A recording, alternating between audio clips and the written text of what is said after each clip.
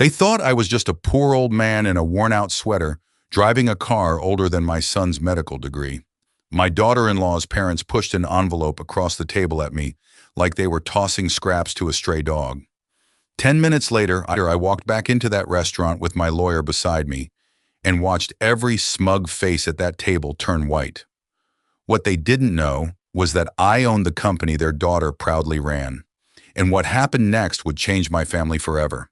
My name is Walter Bennett. I'm 68 years old, and for the last several years, I have let almost everyone in my life believe a quiet lie, not a cruel one. I let people believe I was simply a retired man living out his days in a small house on a quiet street, driving a Buick with more than 130,000 miles on it, clipping coupons more from habit than necessity. My son is a doctor. Dr. Daniel Bennett, 38 years old, works in internal medicine at one of the finest hospitals in Boston.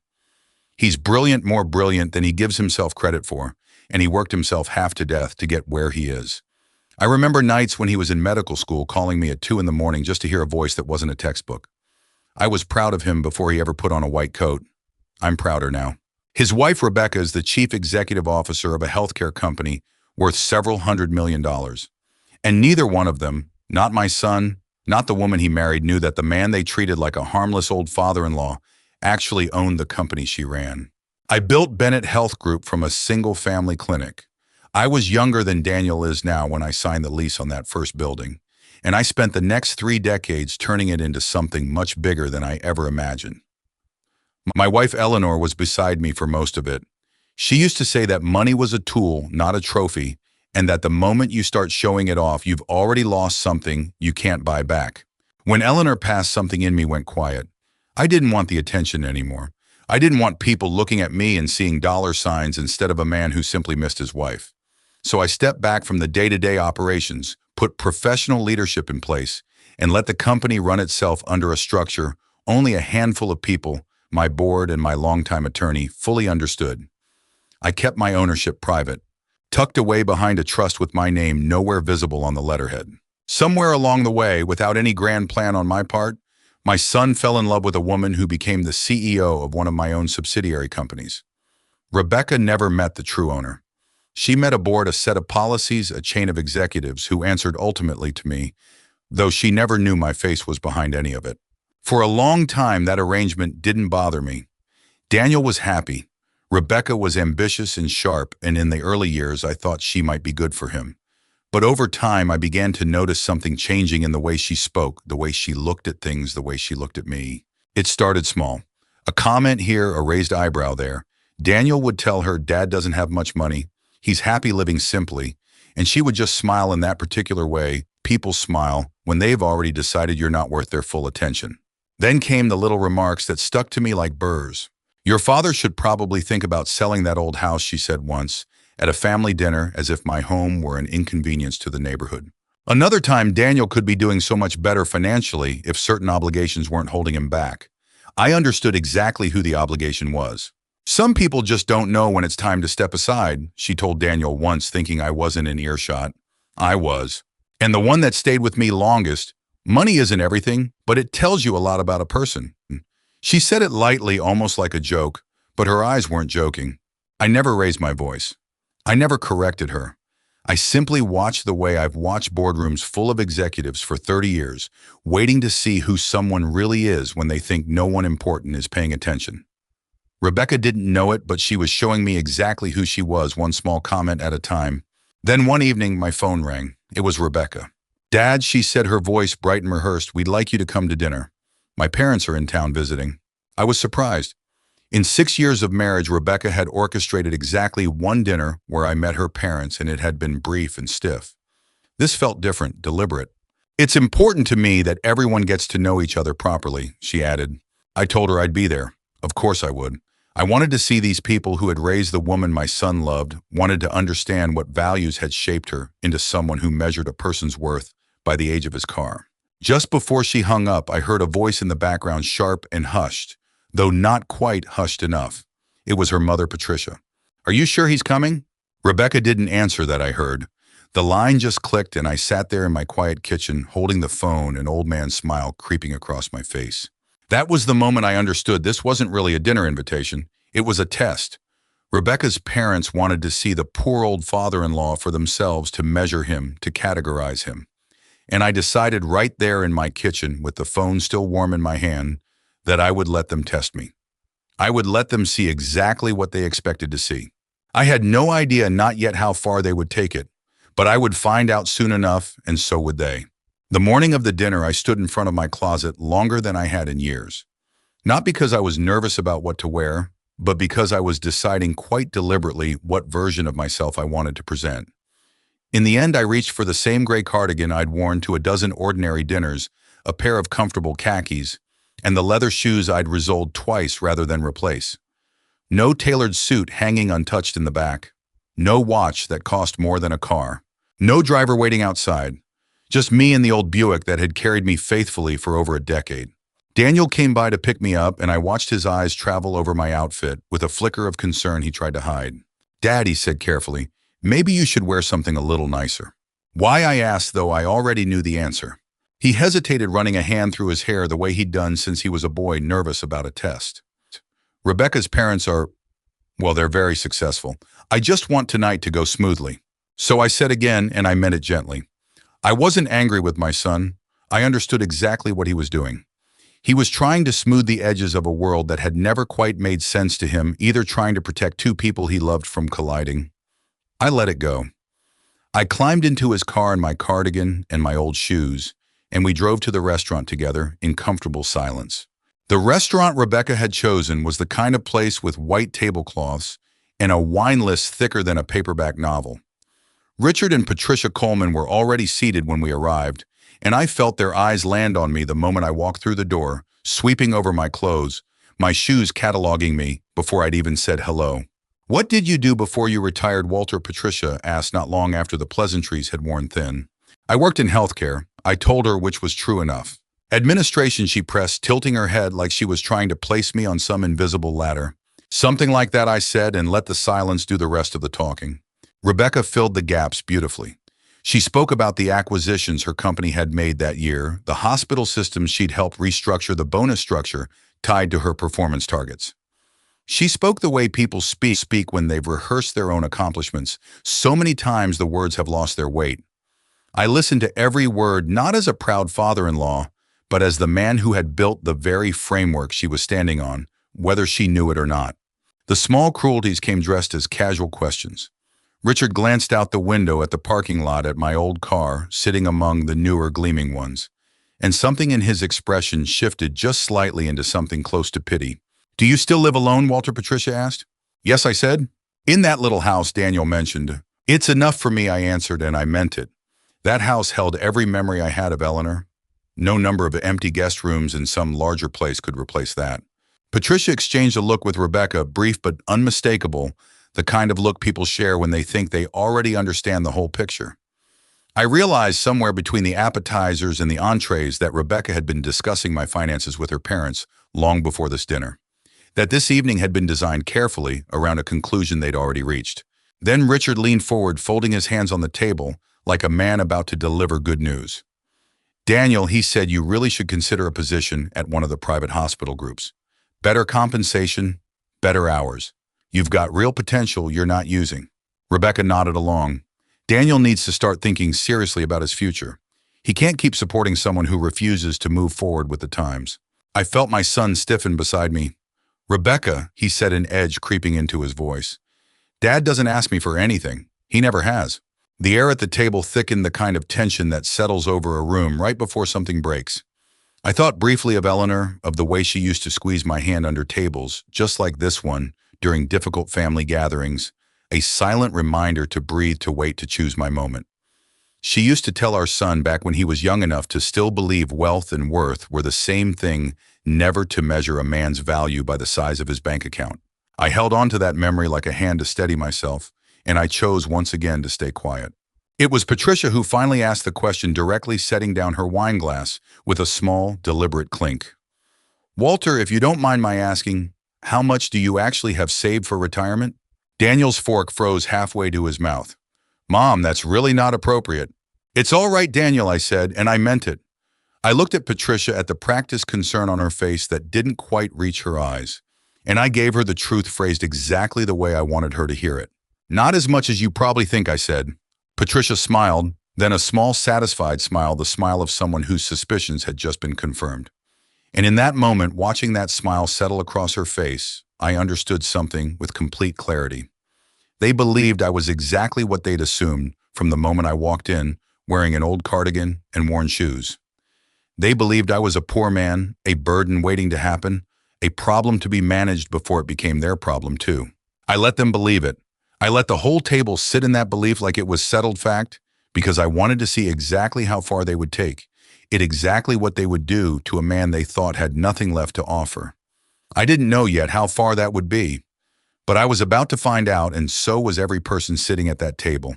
The plates had been cleared, coffee poured, and I thought foolishly that the worst of the evening had already passed. I was wrong. Richard reached into the inner pocket of his blazer and pulled out a cream-colored envelope, sliding it across the white tablecloth toward me with 2 fingers, the way a man might slide a bill towards someone he expected to be grateful for it. "What's this?" I asked, looking at it without touching it. "Something that may help everyone," Richard said, folding his hands again, that same posture of a man delivering good news. I picked it up and opened it. Inside was a check along with a folded sheet of paper, a kind of an agreement. I read it slowly twice to be sure I understood correctly. It wasn't a gift. It was a transaction dressed up in polite language, offering me a modest sum of money in exchange for signing away any claim to Daniel and Rebecca's finances, any future request for support, any involvement in their affairs going forward. "We don't want Daniel worrying about you," Patricia said, as though she were explaining something kind. I sat there for a moment, the check in my hand, feeling something cold settle in my chest. It wasn't the amount of money, though. The number itself was almost insulting given who I actually was. It was the assumption underneath it, the quiet cruelty of believing an old man's dignity could be purchased and filed away with a signature. But the money wasn't what hurt the most. I looked at my son. Daniel sat there silent, his eyes fixed on the tablecloth, and I felt something crack open in my chest that had nothing to do with pride.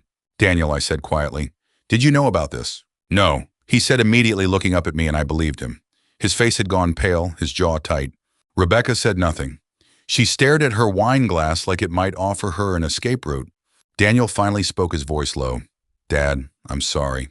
Richard, however, seemed entirely unbothered by the tension he'd created. "You should understand, Walter, that our daughter has responsibilities now. Real responsibilities, financial ones." "And what exactly are you asking me to do?" I asked him, keeping my voice level, though something inside me had gone very still and very sharp. "Stay out of their financial affairs," Richard said, counting the terms off like items on a checklist. "Don't ask them for money. And don't make Daniel feel responsible for taking care of you as you get older." I laughed quietly, a short sound that surprised even me. I set the envelope back down on the table. "You think I need your money?" I asked him. "Walter, this isn't about pride," Patricia said, her tone gentle in a way that felt more like condescension than kindness. "No," I said, "you're right, it isn't." I stood up from the table. My chair scraped against the floor, and for a moment everyone just watched me, unsure what I would do next. I wasn't angry, not the way they probably expected. I felt something closer to clarity, the kind that comes when a fog you didn't know was there finally lifts. Before I turned to leave, I looked at Rebecca. She still hadn't said a word since the envelope hit the table. "You invited me here because you wanted to know what kind of man I was," I told her. She didn't answer. "Now I know what kind of people you are," I said, and I meant all 3 of them. I walked out of that restaurant into the cool evening air, my heart pounding harder than I expected for a man who had just spent 30 years learning how to keep his composure in far more hostile rooms than that one. I stood on the sidewalk for a moment, breathing, letting the noise of the street settle around me. Then I took out my phone and called the one person outside my board who had always known exactly who I was. "Margaret," I said when she picked up, "it's time." Margaret Hayes had been my attorney for over 20 years, since the earliest days of Bennett Health Group, back when the whole operation fit inside a single rented office with a leaking roof. She'd drawn up the trust that hid my ownership behind layers of paperwork most people never bothered to read closely. She knew every version of me, the young man building something out of nothing, the husband who buried his wife, the father who let his son believe a comfortable lie for the sake of peace. "Are you sure?" she asked, and I could hear the concern in her voice, the same concern she'd shown me the day Eleanor passed, steady and unwavering. "Yes," I said, "I'm sure." I walked back toward the restaurant, my legs carrying me with a kind of purpose I hadn't felt in years, not since the early days of building the company, when every decision felt like it mattered, like it might change the direction of everything that came after. In a strange way, this felt the same. I pushed open the door and walked back to the table, back into the tension I'd left behind, and every face there turned toward me with a mixture of confusion and residual smugness, as though they assumed I'd simply come back to apologize, to accept the envelope after all. 10 minutes later, I returned to that table, but I didn't come back alone. Margaret arrived just behind me, dressed impeccably, carrying a leather briefcase that looked entirely out of place against the soft candlelight and half-finished desserts. She set the briefcase down on an empty chair and opened it with the calm efficiency of someone who had done this 1,000 times before, pulling out a folder and placing it squarely in the center of the table. Richard's expression shifted from irritation to something more uncertain. "Who is this?" he demanded. I looked at him, and for the first time all evening, I let a small, unhurried smile cross my face. "Someone you should have met," I said, "before you decided how poor I was." Margaret opened the folder with the same steady hands she'd used to sign 1,000 contracts before this one, and laid the top document flat on the table, angled, so that Rebecca could see it clearly. I watched her eyes move across the page, watched the exact moment recognition hit her, the way a person's face changes when the ground beneath them shifts without warning. It was a corporate document embossed with a logo Rebecca knew intimately, a logo she had probably looked at every single day for the past several years. It was the parent company standing behind the very corporation she ran. Margaret's voice was calm, professional, the voice she used in boardrooms when she needed everyone in the room to understand exactly what was being said and exactly what it meant.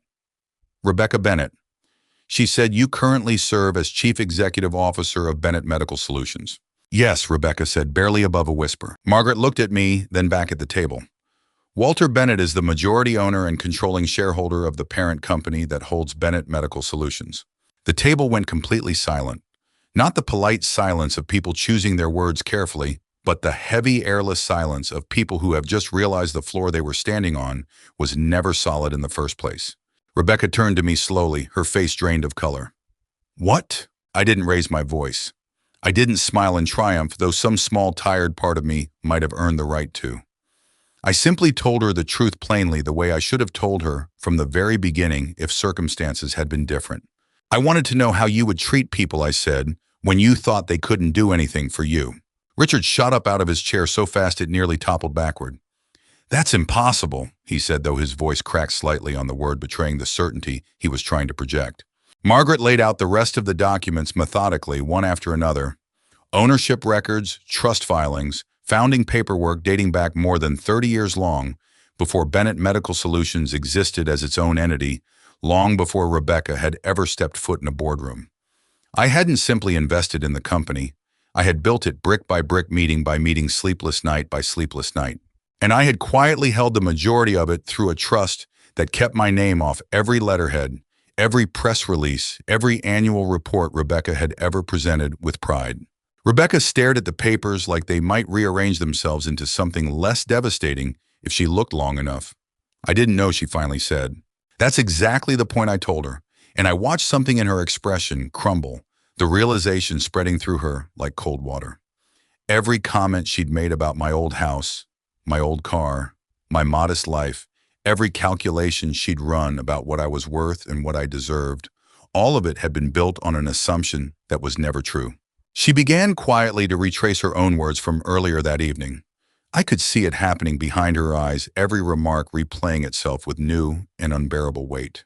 I didn't need to humiliate her further. I only asked her one question.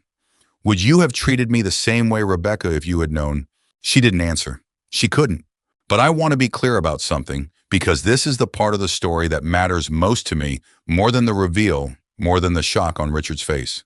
I didn't bring Margaret to that table to destroy Rebecca's career. That was never the point, not for me. "I didn't come back here to end your career," I told her, and I meant it. Richard, still standing, his composure fully abandoned, now demanded, "Then what exactly do you want?" "The truth," I said simply. Because underneath everything, underneath the envelope and the insults and the years of quiet condescension, what I actually wanted to know was whether Rebecca had ever truly loved my son, or whether their marriage had simply been another line item in a life built entirely around advancement and appearance. Daniel, who had been sitting in stunned silence through all of this, finally found his voice, and it came out sharper than I expected. "Dad," he said, turning to me, "why didn't you ever tell me?" I looked at my son, and the years compressed themselves into that single moment. "Because every time I tried to talk about my money, you told me you didn't care about it," I said. "You told me it didn't matter." "I didn't care," Daniel said, his voice rising. "Exactly," I said, softer now. "You were the one person in this world I actually wanted to believe that from. And I didn't want to test it. I was afraid, Daniel. I was afraid that if you knew something between us would change, even if neither of us wanted it to." Daniel's eyes filled with tears he didn't bother hiding, and for a moment, sitting there in that expensive restaurant surrounded by cold coffee and abandoned dessert plates, we were just a father and a son again, stripped down to something honest for the first time in longer than either of us wanted to admit. Margaret cleared her throat gently. "Walter," she said, "there is another matter. Not for the table. When you're ready." She did not open a second folder in front of everyone. She simply held it closed against her side. I understood. This part would wait. The days that followed were among the strangest of my life. 2 months earlier, several elderly patients had filed formal complaints about unexpected charges in the outpatient programs. A quiet internal review had already been opened by the compliance team's standard procedure, nothing dramatic at the time. The early findings had been incomplete and carefully worded. Only after the dinner did Margaret insist I see the full picture without the usual filtering. I sat with her in my small kitchen, the same kitchen where I'd once stood, holding a phone, smiling to myself over an unwitting dinner invitation, and read through the materials she had finally brought in full. A pattern of overbilling had crept into several of the company's outpatient programs, small overcharges spread across thousands of elderly patients. The kind of thing easy to miss unless someone was looking closely, and easy to justify if you told yourself it was simply how modern healthcare economics worked. A senior care assistance program, one that had once helped cover costs for patients on fixed incomes, had quietly seen its budget cut nearly in half over 18 months. The savings redirected toward numbers that made the company's quarterly reports look more impressive to the board. "Who approved these decisions?" I asked. "The executive team," she said, "under Rebecca's leadership." "Who signed off on the final plan?" Margaret's silence answered before her words did. When I finally spoke with Rebecca, no envelopes, no audience, just the two of us in a conference room that had once belonged entirely to strangers. As far as she knew, she did not collapse into apology. She sat very straight. Her voice was controlled, but there was heat underneath it. "You hid who you were for years," she said. "You let me work under the belief that I answered to a board of distant shareholders. Now you sit here with documents and expect me to accept your judgment as if I were a child caught stealing." I let the words hang. I did not rush to fill the silence. "I didn't personally approve every single line item," she continued. "There's an entire layer of management beneath me. The board set growth targets. The market is brutal. Every company makes hard choices somewhere along the way." "But you were CEO," I said. "The title means something, Rebecca. It means the buck stops with you, not beneath you." She looked away for a long moment. When she spoke again, the anger had thinned, but it had not disappeared. "I told myself the numbers justified it, that if the company stayed strong, more people would ultimately be helped. I know how that sounds now." I did not answer right away. I wanted to understand how she had arrived at this place, not simply to condemn her, but because I needed to know if there was still something worth saving in the woman my son had married. "A CEO doesn't get to take credit when the numbers look good," I told her, "and then blame the people beneath her when the truth comes out." She had no immediate reply. The conversation ended without resolution that day. There would be more meetings. Some of them were tense. At one point, she considered bringing her own counsel. I did not stop her. The process needed to be real, not theatrical. It was Daniel who felt the deepest cut of all this, and it came from an unexpected direction.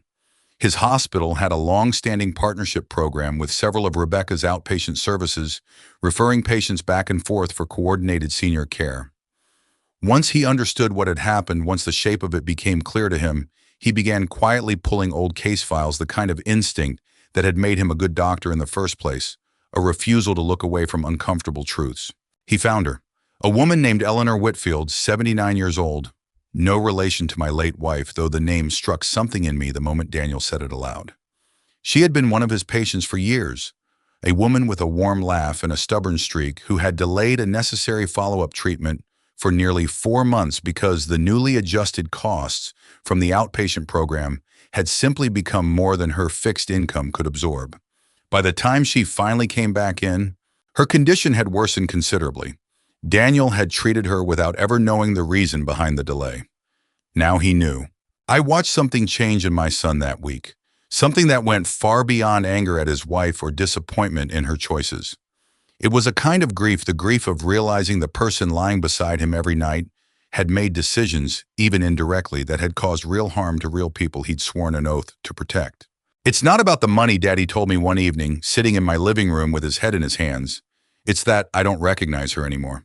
When Rebecca finally sat down with both of us, really sat down, defenses lowered more than they had been before, something in her seemed to break open, though not cleanly. She admitted she hadn't personally profited from the cuts, hadn't lined her own pockets in any direct way.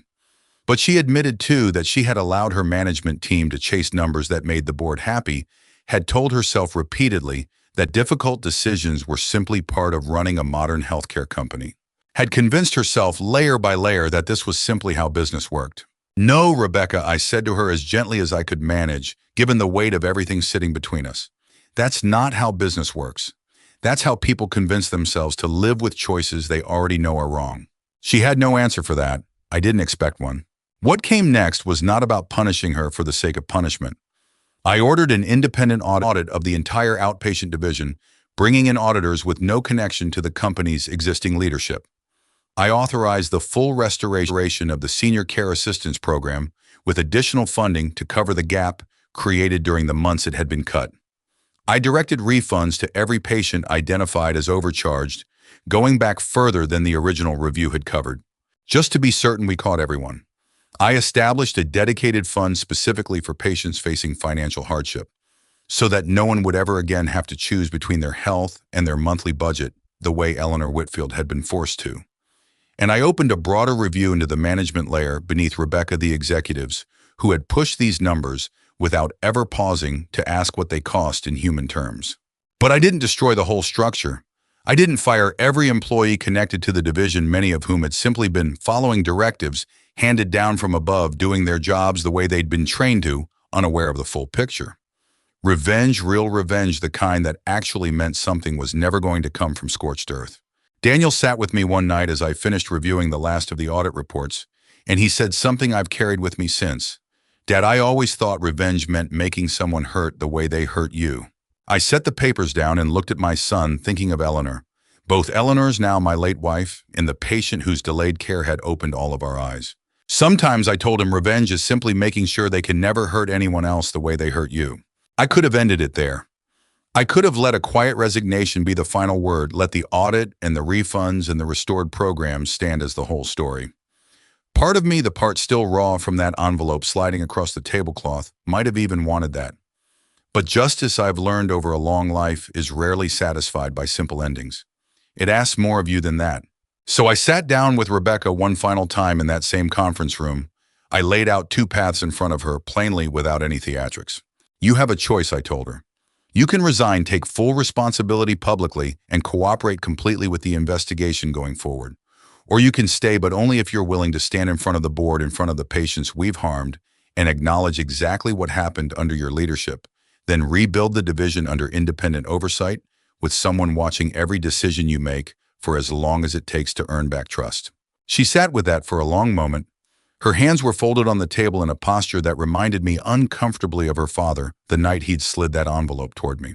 "I'll resign," she finally said. I nodded, but before she could stand, I added something I don't think she expected.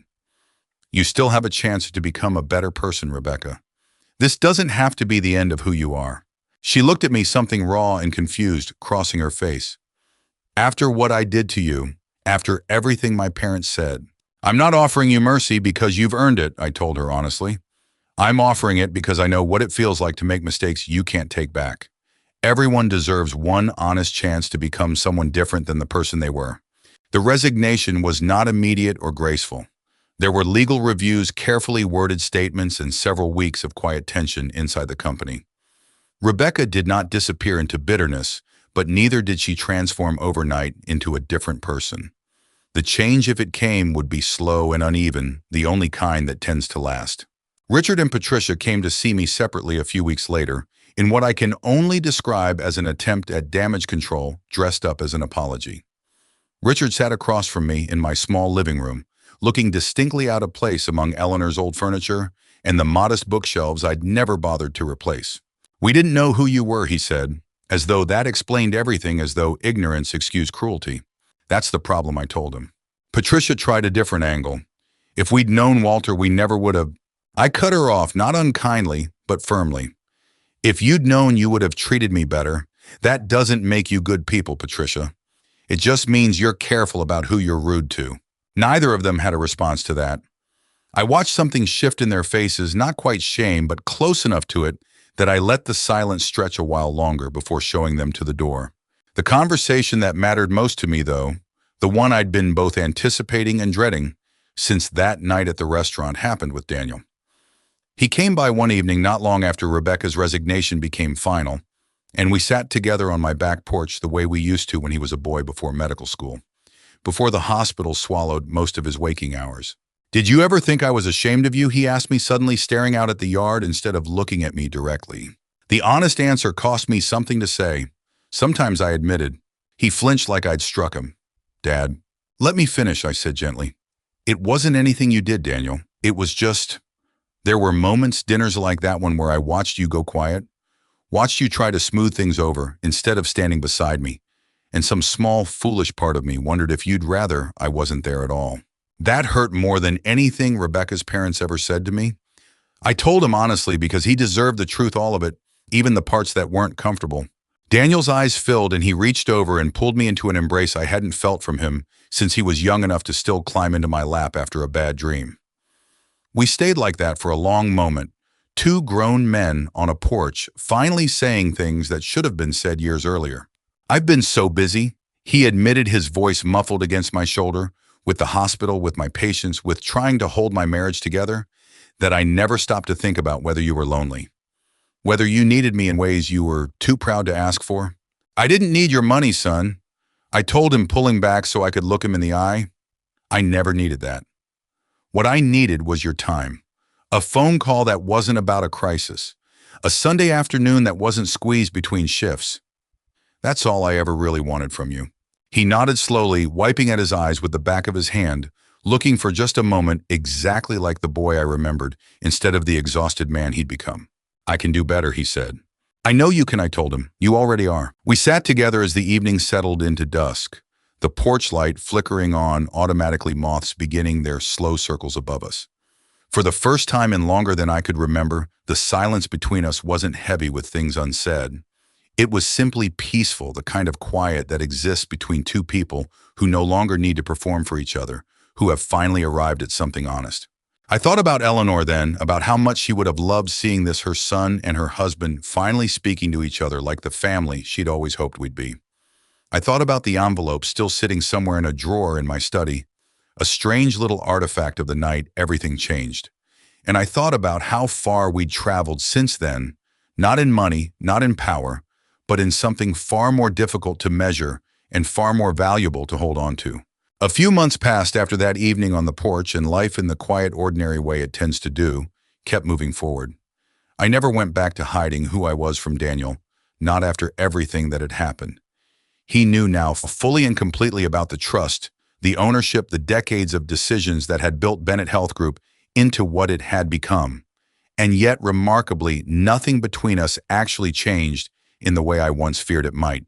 He still called just to talk, not because he wanted anything from me, but because he genuinely wanted to hear how my week had gone. I still lived in the same small house, still drove the same Buick now, well past 140,000 miles, still did my own grocery shopping on Tuesday mornings when the store was quiet and the produce was freshest. Wealth had never changed who I was at my core, and I wasn't about to let its exposure change that either. Rebecca, for her part, did not vanish into resentment, nor did she reinvent herself overnight. After her resignation became official, she took a position with a small nonprofit organization dedicated to elder care advocacy work that paid a fraction of what she'd earned as CEO work, that required her to sit across from patients and families instead of spreadsheets and quarterly projections.